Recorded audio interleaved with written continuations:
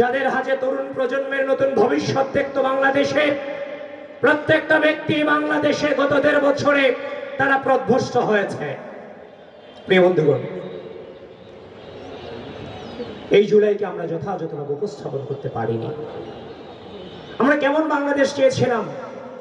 আমরা চেয়েছিলাম আর কোনো হানাহানি চলবে না, আর কোনো চাঁদাবাজি চলবে না, কোনো টেন্ডারবাজি চলবে না, কোনো দখলদারিত্ব চলবে না।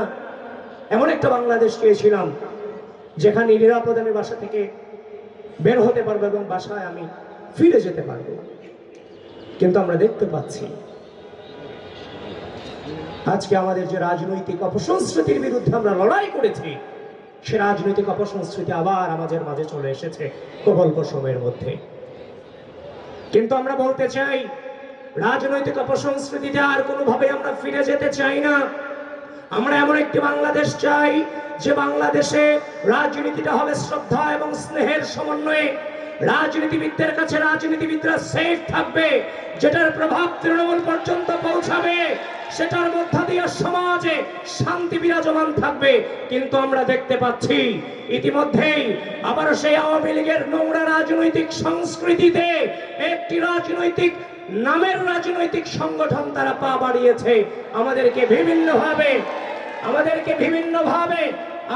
বিভিন্নভাবে চেষ্টা করছে আমরাও যেন উত্তপ্ত আচরণ করি।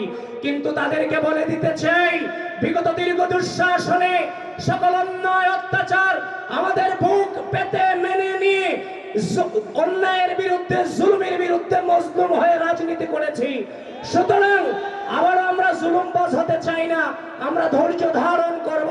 সেই ধৈর্য ধারণের মধ্য দিয়ে আগামী নির্বাচন যথাযথভাবে অনুষ্ঠানের মধ্য দিয়ে এই বাংলাদেশে একটি সুষ্ঠু রাজনৈতিক সংস্কৃতি আমরা ফিরিয়ে আনবো ইনশাআল্লাহ।